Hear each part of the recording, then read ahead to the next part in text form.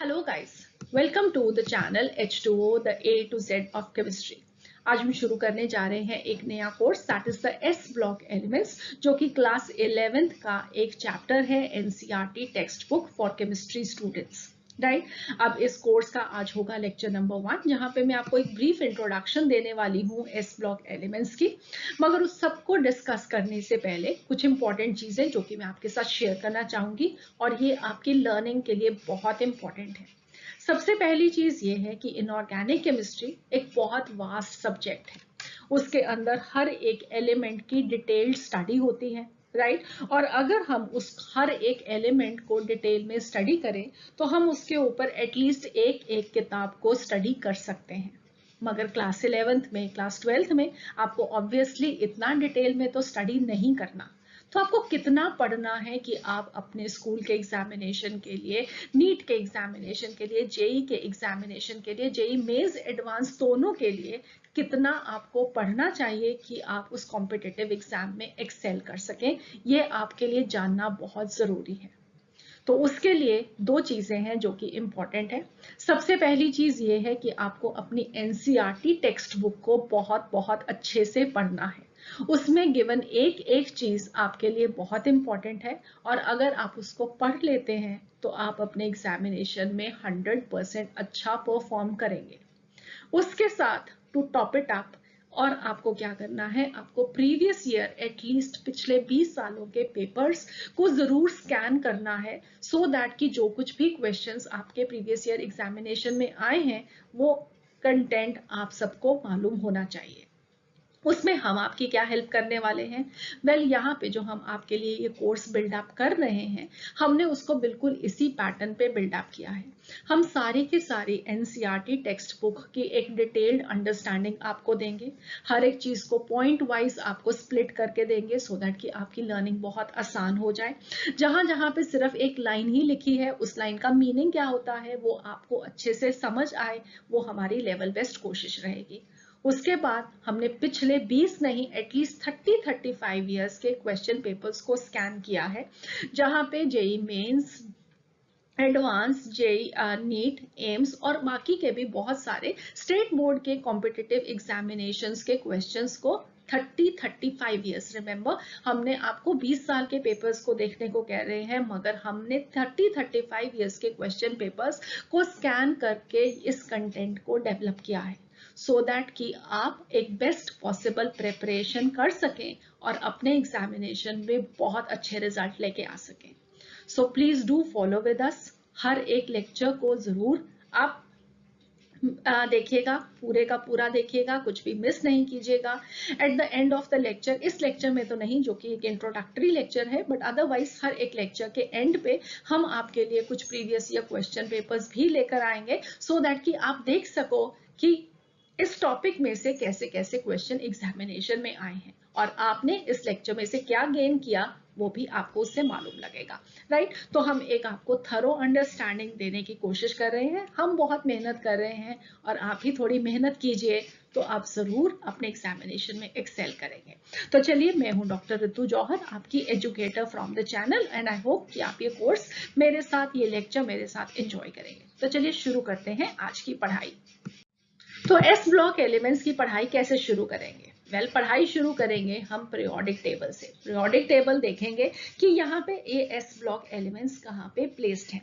तो सबसे पहले आई होप आप लोगों को मालूम है, क्योंकि आप लोगों ने पीरियोडिक क्लासिफिकेशन ऑफ एलिमेंट्स को डिटेल में स्टडी किया हुआ है at the start of class 11, तो आप ये जानते हैं कि एस ब्लॉक एलिमेंट्स कहाँ पे प्लेस्ड हैं।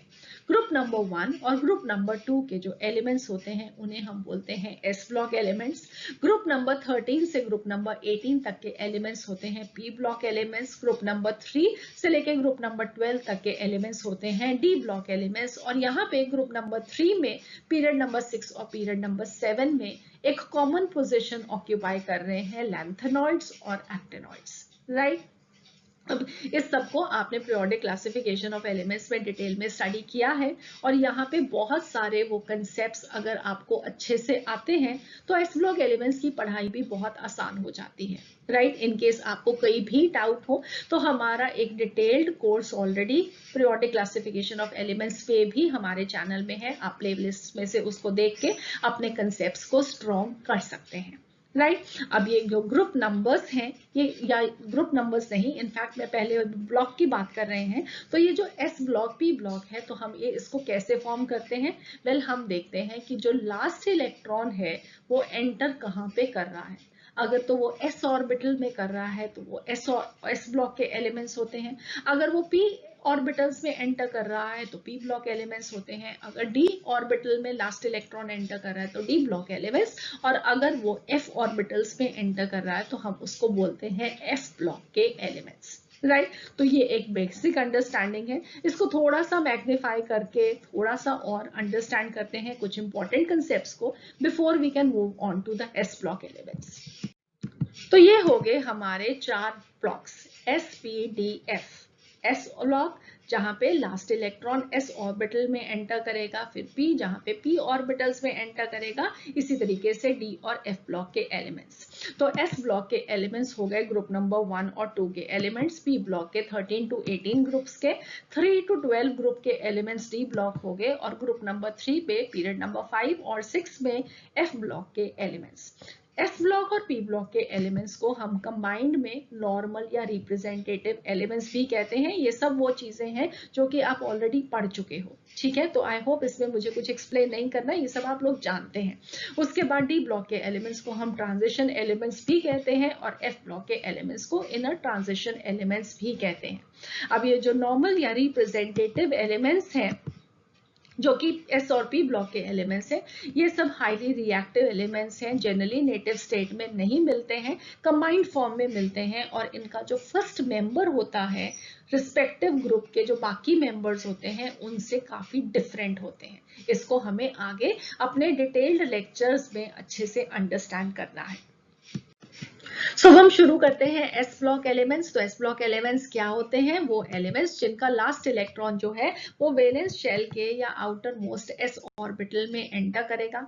एक ऑर्बिटल में क्योंकि 2 ही इलेक्ट्रॉन आ सकते हैं और एस ऑर्बिटल सिर्फ एक ही टाइप का होता है, पी 3 टाइप के होते हैं, डी 5 टाइप के होते हैं, एफ 7 टाइप के होते हैं, मगर एस सिर्फ एक ही टाइप का होता है, और उसमें क्योंकि 2 इलेक्ट्रॉन्स आ सकते हैं तो उसके कॉरेस्पॉन्डिंगली हमारे पास 2 ग्रुप बने एस ब्लॉक के अंदर, that is group number 1 and group number 2।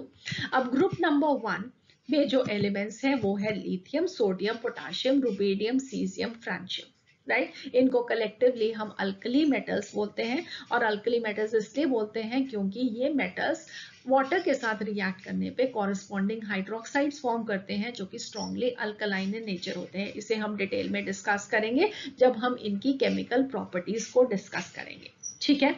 मगर ये क्या है? ये है सब अल्कली मेटल्स। अब बहुत इंपॉर्टेंटली आप यहाँ पे ये पूछोगे कि आपने मैम इसके ऊपर हाइड्रोजन को यहाँ पे क्यों नहीं लिखा? तो वेल आई होप आप सब लोग जानते हैं, आप लोगों ने इससे पहले हाइड्रोजन को स्टडी किया है, और अगर आपने नहीं किया तो वो डिटेल कोर्स भी हमारे चैनल पे अवेलेबल है, आप उसको वहां से स्टडी कर सकते हैं।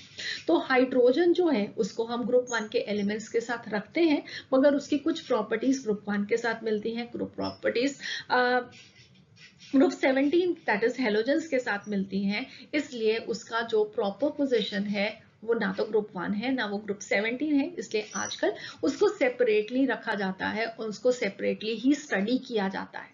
तो जहां पे हम एस ब्लॉक के एलिमेंट्स को स्टडी करते हैं, ग्रुप 1 के एलिमेंट्स को स्टडी करते हैं, हाइड्रोजन जो कि ज्यादा नॉन मेटेलिक प्रॉपर्टीज शो करता है उसको हम यहाँ पे साथ में स्टडी नहीं करेंगे, राइट। तो हम स्टडी करेंगे लिथियम से लेके फ्रांशियम तक, और जो फ्रांशियम है उसको भी हम जनरल ट्रेंड्स जब स्टडी करेंगे, आप फिजिकल ट्रेंड्स देखोगे, आप केमिकल ट्रेंड्स देखोगे इन एलिमेंट्स के अकॉर्डेंस में, जो कि आपके डिटेल लेक्चर्स में आगे आएगा, तो वहां पे हम फ्रांशियम को भी डिस्कस नहीं करते हैं, बिकॉज फ्रांशियम जो है that is a radio active element, ठीक है। तो ज्यादातर आप देखोगे कि फ्रांशियम भी यहाँ पे एक लिस्ट में आपको नहीं दिखाई देगा, और हाइड्रोजन को तो हम साथ में पढ़ेंगे ही नहीं, ऑलराइट, सो आई होप यहाँ पे आपको कंफ्यूजन नहीं रहेगा। कुछ इंपॉर्टेंट पॉइंट्स जो कि एनसीईआरटी टेक्स्ट बुक में गिवन है वो है इनकी अबंडेंस इन नेचर के रिलेशन में। तो सोडियम और पोटाशियम बहुत आसानी से अवेलेबल है हमें नेचर में। उसके बाद जो लिथियम, रुबिडियम और सीजियम है उनकी रिलेटिवली कम अबंडेंस हमें नेचर में मिलती है, आसानी से नहीं मिलते हैं, इसका मीनिंग ये है। ओके और जो फ्रेंशियम है मैंने आपको पहले ही बताया कि ये हाईली रेडियो एक्टिव है और उसका जो longest lived isotope that is francium 223, ठीक है, जिसका एटॉमिक मास 223 है, उसकी जो हाफ लाइफ है वो काफी कम है, दैट इज 21 मिनट्स। ठीक है, तो ये सब इंफॉर्मेशन एनसीईआरटी टेक्स्ट बुक में गिवन है, आपको ये मालूम होना चाहिए।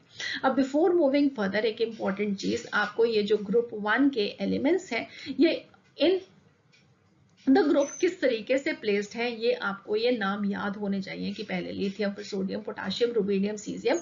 ये आपके लिए बहुत इंपॉर्टेंट है कि आप इन सारे ग्रुप के एलिमेंट्स को ऑर्डर वाइज याद रखें। उसके लिए आपको एक सिंपल सा निमोनिक भी दे देती हूँ जो कि मैंने अपने पीरियोडिक क्लासिफिकेशन वाले लेक्चर्स में भी देवन है। अगर आपने अभी तक उनको याद नहीं किया है तो वेल प्लीज, बहुत इंपॉर्टेंट है कि आपको ये याद होने चाहिए।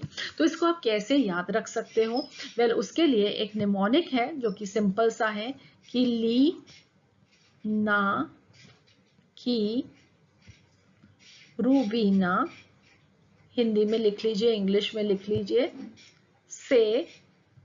से मैं इस तरीके से लिख देती हूँ से, ठीक है, फ्रेंडशिप। लीना की रूबीना से फ्रेंडशिप, उसके लेटर्स के साथ आप ली सो LI लिख सकते हो, ना को NA लिख सकते हो। तो यहाँ से K आ गया, रूबीडियम का RB आ गया, से में सीजियम आ गया और फ्रेंडशिप से F आ गया। सो आपको इस तरीके से इसको याद रख सकते हैं and that is very important कि ये आपको याद ही हो, आपको इसे भूलना नहीं है, राइट? ऑलराइट, सो लीना की रूबीना से friendship, S block, group number 1। Next हम मूव करते हैं ग्रुप नंबर 2 पे। सो ग्रुप 2 के एलिमेंट्स हैं हमारे पास beryllium, magnesium, calcium, strontium, barium और रेडियम। और इनको, बेरिलियम को छोड़ के हम कॉमनली क्या बोलते हैं? Alkaline earth metals. क्यों अल्कलाइन अर्थ मेटल्स बोलते हैं? क्योंकि इनके ऑक्साइड्स और हाइड्रोक्साइड्स अल्कलाइन इन नेचर होते हैं। अगेन ये हम सब केमिकल प्रॉपर्टीज में स्टडी करेंगे। और ये जो मेटल ऑक्साइड्स हैं वो अर्थ के क्रस्ट में मिलते हैं, इसलिए हम अर्थ वर्ड यूज करते हैं। अल्कलाइन इन नेचर, अर्थ में पाए जाने वाले metals alkaline earth metals. Group 2 के एलिमेंट्स और ग्रुप 1 के एलिमेंट्स हमने अभी सीखा अल्कली मेटल्स हैं। ऑलराइट, अब ग्रुप 2 के एलिमेंट्स में कैल्शियम और मैग्नीशियम अर्थ के क्रस्ट में बहुत आसानी से अवेलेबल है। इनफैक्ट अगर हम परसेंटेज के अकॉर्डिंगली देखें तो कैल्शियम और मैग्नीशियम अर्थ के क्रस्ट में 5th और 6th पोजीशन ऑक्यूपाई करते हैं।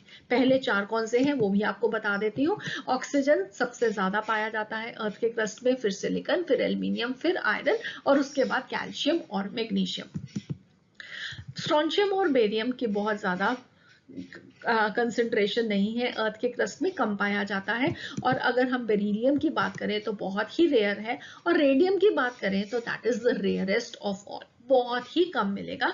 इनफैक्ट इग्नियस रॉक्स में जहां पे ये सबसे ज्यादा पाए जाते हैं मेटल्स, उसमें 10⁻10%, 10⁻10% बहुत ही कम परसेंटेज सिर्फ हमें रेडियम मिलेगा। ठीक है, और ये जो रेडियम है वो होता है रेडियो एक्टिव, इसकी हाफ लाइफ है 16-20 ईयर्स। हमने अभी फ्रेंशियम की स्टडी किया था तो दैट वाज ओनली 21 मिनट्स, यहाँ पे 1620 साल इसकी हाफ लाइफ है। ऑलराइट, वन मोर थिंग जो कि आपको अगर नहीं मालूम है कि इग्नियस रॉक्स क्या होते हैं, उसको आपने अपनी जूनियर क्लासेस में SST में स्टडी किया होगा, तो आपको फिर से बता देती हूँ कि इग्नियस रॉक्स कैसे बनते हैं। जब एक वॉल्केनिक इरप्शन होती है उसमें मोल्टन लावा निकलता है जिसे हम मैग्मा बोलते हैं, जब वो ठंडा हो जाता है, हार्ड हो जाता है, तो उससे जो रॉक फॉर्म होता है उसको हम बोलते हैं इग्नियस रॉक। ठीक है, तो ये हो गया इग्नियस रॉक, जहां पे हमें रेडियम बहुत ही कम कंसेंट्रेशन में मिलेगा और उसकी हाफ लाइफ 1620 ईयर्स। अगेन यहाँ पे इनका ऑर्डर इन द ग्रुप आपको याद होना चाहिए, ये आप भूल नहीं सकते हैं। तो उसके लिए भी आपको एक निमोनिक बता देती हूँ, अगर आपने पहले नहीं याद किया तो प्लीज अब उसको जरूर याद कीजिए। राइट, तो हमारे पास निमोनिक क्या है? बेटा मांगे कार, सब बेटे आजकल कार मांगते हैं। इस बेटे ने कौन सी वाली मांगी? इसने मांगी सेंट्रोकार, बड़ी बड़ी कार नहीं मांगी, एक सेंट्रो ही मांगी, और इसलिए जो बाप थे, फादर थे, वो राजी हो गए।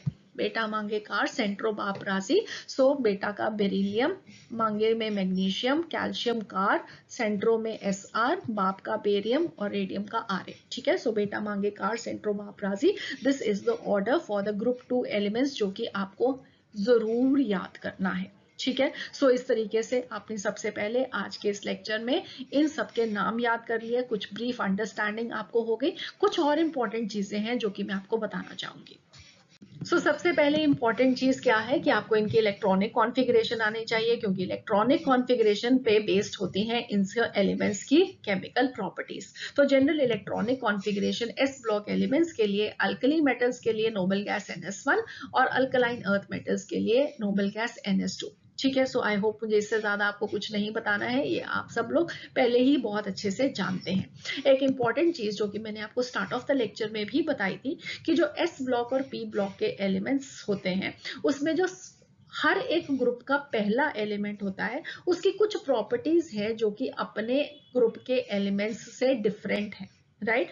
और यहाँ पे बहुत इंटरेस्टिंगली एक और चीज ऐड कर रही हूँ कि ये जो लिथियम है और जो बेरिलियम है, जो कि ग्रुप 1 और ग्रुप 2 के पहले एलिमेंट्स हैं, उनकी ये जो प्रॉपर्टीज अपने ग्रुप के एलिमेंट से डिफरेंट होंगी, वेल वो अपने से नेक्स्ट वाले ग्रुप के जो सेकेंड एलिमेंट है उसके साथ सिमिलर है।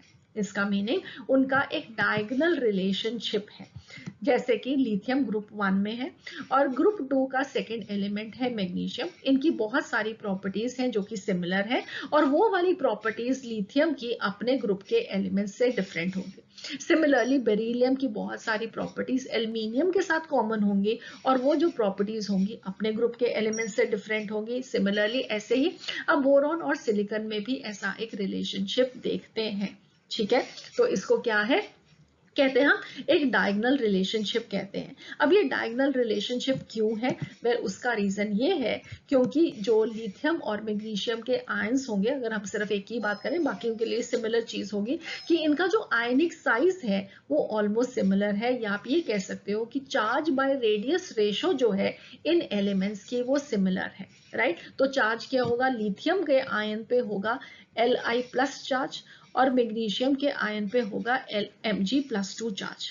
उसके साथ साथ अगर हम इसका रेडियस देखेंगे तो लिथियम अपने पीरियड में सबसे बड़ा होगा, राइट। उसके बाद नेक्स्ट बेरिलियम होगा, और बेरिलियम से मैग्नीशियम पे जाएंगे तो मैग्नीशियम का साइज थोड़ा बढ़ जाएगा क्योंकि डाउन द ग्रुप साइज बढ़ता है।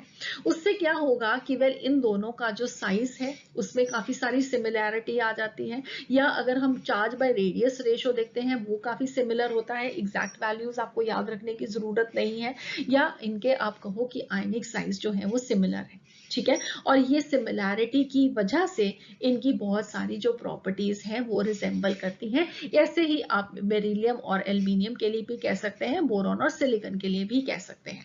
ठीक है, तो इसे हम कहते हैं डायगोनल रिलेशनशिप, जिसे हम आगे डिटेल में अपने लेक्चर्स में स्टडी करेंगे कि लिथियम की कौन सी ऐसी प्रॉपर्टीज हैं जो कि अपने ग्रुप के साथ डिफरेंट है और मैग्नीशियम के साथ सिमिलर है। ऐसे ही बेरिलियम की अपने ग्रुप के साथ क्या डिफरेंट है और एल्यूमिनियम के साथ क्या सिमिलर है।